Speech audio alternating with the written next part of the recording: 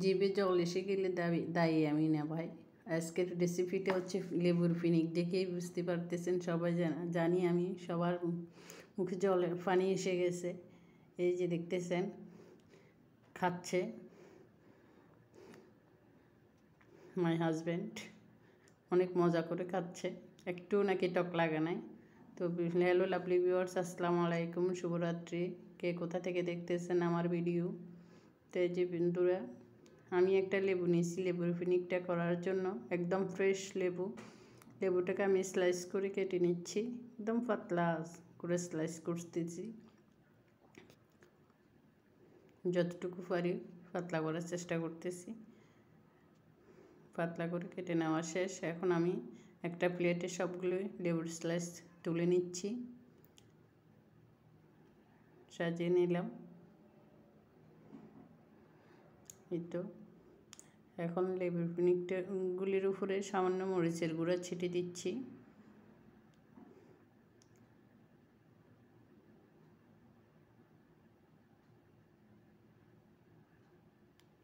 তারপরে কিছুটা লবণ দিয়ে দিচ্ছি।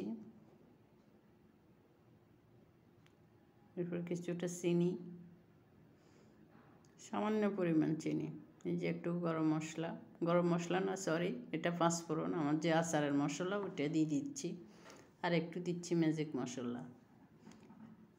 মশলাটা একটু অপশনাল, দিলে স্বাদ বাড়বে, এই জন্যই দিয়ে দিলাম। কারণ আমি কখনো করি না, কিন্তু আমার কাছে মনে হচ্ছে ম্যাজিক মশলাটা দিলে এটার স্বাদ অনেক গুণ বেড়ে যাবে, সেই জন্য ম্যাজিক মশলাটা দিয়েছিলাম। তো এখন দিয়ে দিচ্ছি শেষ সরষের তেল।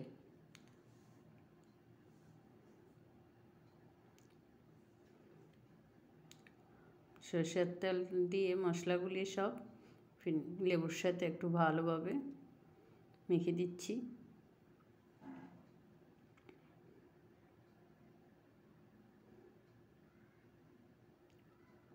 ভালোভাবে মাখানো শেষ।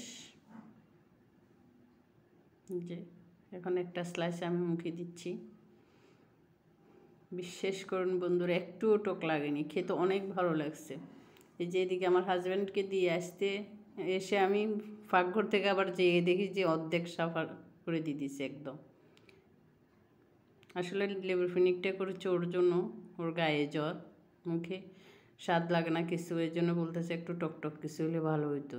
এই জন্য আমি এই লেবুর ফিনিকটা করে দিয়েছিলাম। খেয়ে অনেক ভালো লাগছে, বলতেছে অনেক ভালো লাগছে।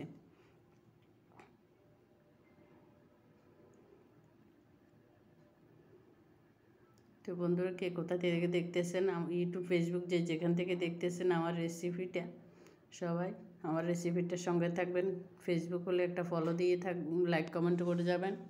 আর যদি ইউটিউব থেকে দেখে থাকেন তাহলে একটা সাবস্ক্রাইব করে লাইক কমেন্ট শেয়ার করে দেবেন।